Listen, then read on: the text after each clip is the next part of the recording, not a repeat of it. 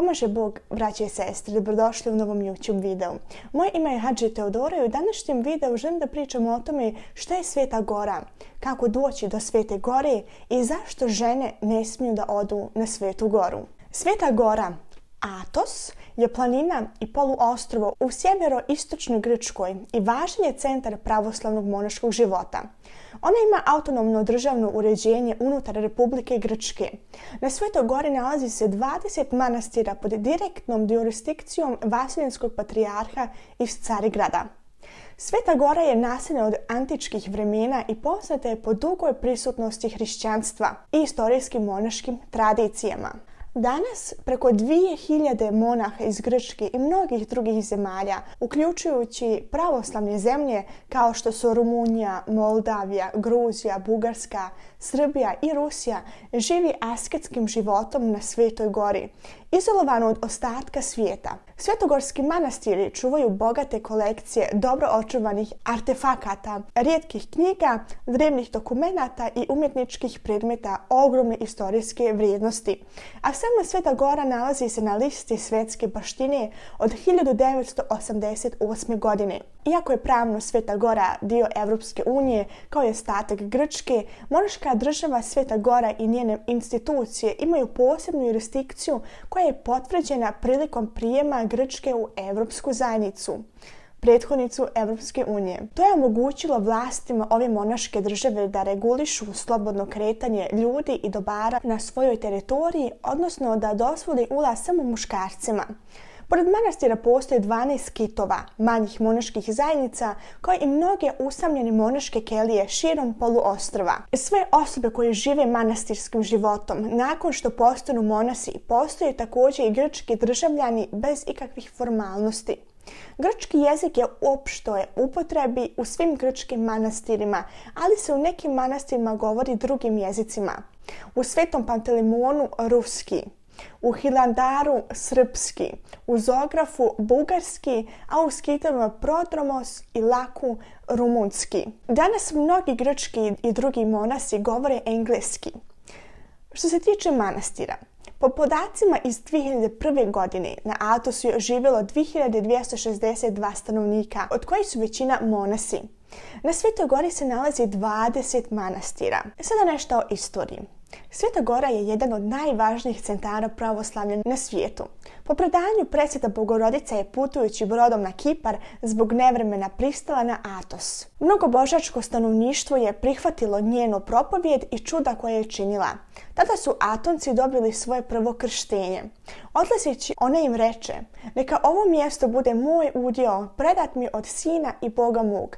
Blagodat Bože neka bude na mjestu ovome i na onima koji ovdje žive s vjerom i pobožnošću čuvajući njegovu zapovijest." Od tada pa do danas presveta Bogorodica je zastupnica i igumanija cijele Svete Gore, a Sveta Gora se naziva još i vrt presvete Bogorodice. Sveta Gora je kao manastirska zajednica formalno osnovana 963. godine, kada je monah Atanasije osnovao manastir Veliku Lavru, danas najveći i najznačajniji od 20 manastira. Manastir je uživao zaštitu vizantijskog cara tokom sljedećih vijekova, pa je njegovo bogatstvo i imanje neprestano raslo. Sveta Gora se osamostalila za vrijeme vizantijskog cara Vasilija I. Četvrti krstaški rat s početkom 13. vijeka doveo je nove rimokatoličke gospodare, zbog koje su svetogorski monasi bili prisiljeni da traže zaštitu od pape Inocentija III. Do obnove Vizantijskog carstva. Katalonski plaćenici su je opljačkali u prvoj deceniji 14. vijeka. Kada je Vizantijsko carstvo propalo u 15. vijeku, vlast nad Svetom Gorom preuzelo je Islamsko-Osmansko carstvo. Osmanlije su udarile velike namete manastirima, ali su ih uglavnom ostavljali na miru. Broj monaha i njihovo bogatstvo opadali su u sljedećim vijekovima, ali je Sveta Gora oživjela u 19. vijeku zahvaljujući poklonima i dolaskom mnogih monaha iz pravoslavnih zemalja, kao što su Rusija, Bugarska, Rumunija i Srbija. I svaka od ovih država je preuzela staranje nad pojedinim manastirima. Poluostrvo je formalno došlo pod grčku vlast poslije Drugog svjetskog rata. Sada o tome zašto žene ne smiju kročiti Svetom Gorom. Kada je Bogorodica izašla na obalu i oduševljena ljepotom, blagoslovila je i zamolila Isusa da poluostrvo daruje njoj. Tada se začuo glas: neka ovo mjesto bude tvoje nasljeđe i tvoj vrt, raj i nebo, spasenje za one koji traže spasenje. Od tog trenutka Sveta Gora je posvećena Majci Božjoj i zato tu nije dozvoljen pristup drugim ženama. Nešto prozačnije objašnjenje govori da je Sveta Gora mjesto na kome žive isključivo muški monasi i da je ženama zabranjen pristup kako ih ne bi dovodile u iskušenje i skretale im misli. Jedini izuzetak kada je riječ o zabrani dovođenja ženskih životinja predstavljaju mačke, vjerovatno zato što efikasno love miševe i divlje životinje, jer njih ne mogu kontrolisati. Neke žene su međutim posjetile poluostrvo uprkos zabrani. Prema predanju tu Bogorodica dozvolila caru Dušanu da dovede svoju suprugu, caricu Jelenu, i tako se skloni od kuge. Ipak, iz poštovanja prema svetinji, carica je zapravo boravila u Hilandarskoj luci Horusiji, a na kopnu je nošena u nosiljci, tako da nije kročila na tlo i prekršila zakon. I još jedna Srpkinja spominje kao osoba koja je možda posjetila Svetu Goru. Naime, manastir Svetog Pavla podigao je despot Đurad Branković, a zajedno sa još nekoliko svetinja darivala ga je despotova ćerka Mara. Turske hronike navode da je ovom prilikom Mara posjetila Svetu Goru, dok manastirsko predanje kaže da je istina da je potonja osmanska sultanija, bila je udata za sultana Murada II, bila ktitorka, ali da nije kročila na tlo poluostrva upravo jer je znala da je ženama to zabranjeno. Tokom grčkog građanskog rata između 1460. i 1969. Sveta Gora je dozvolila i svim izbjeglicama, među kojima je bilo i žena, da kod njih pronađu utočište. Također 1953. jedna Grkinja Marija po imenu maskirana u muškarca došla je na Atos i tamo provela 3 dana, poslije čega je Grčka donijela zakon koji zabranjuje ženama da odlaze na Svetu Goru i propisuje kaznu 12 mjeseci zatvora za one koji ga prekrše.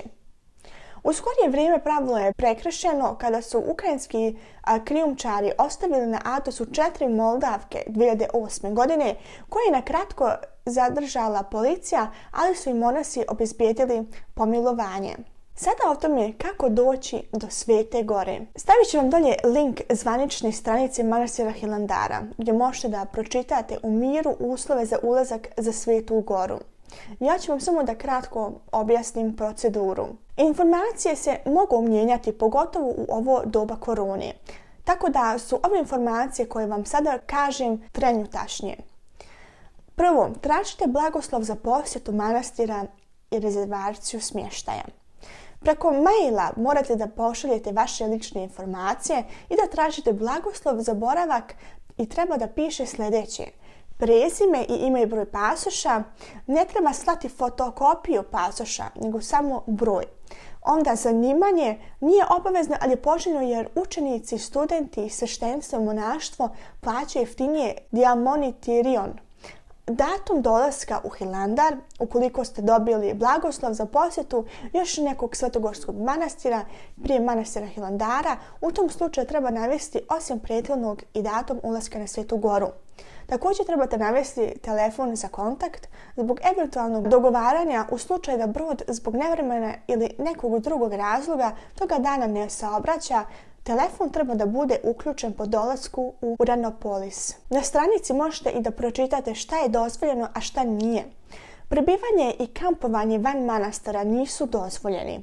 Za pojedinačne i posjete manjih grupa potrebno je izvršiti najavu najmanje 2 mjeseca ranije. Sljedeće što je bitno je da rezervišete kartu za brod. Postoje 2 mogućnosti kako doći do Svete Gore. Na relaciji Jerisos-Hilandarska luka Arsana ili na relaciji Uranopolis Jovanjić Save. Sljedeće što je bitno je obezbijedite dozvolu za ulazak na Svetu Goru, to jest diamonitirion. Poslije davanja blagoslova i rezervacije smještaja, gostoprimac u manastir Hilandara najavljuje vašu posjetu za dogovoreni datum. Pokloničkoj kancelariji Svete Epistasije Svete Gore u Uranopolisu, u kojoj na dan ulaska na Svetu Goru uz novčanu nadoknadu možete podići diamonitirion. Poklonička kancelarija se nalazi na samom ulazu u naselje. Ukoliko se ulazi iz pravca Jerisosa, Diamaniti Orion pred brod donosi službenik kancelarije i na licu mjesta se podižu i plaćaju. Sljedeće što je bitno je uputstvo za putovanje. Na stranici su navedeni moguće relacije ako idete iz Srbije za Grčku, autobuske linije i tako dalje.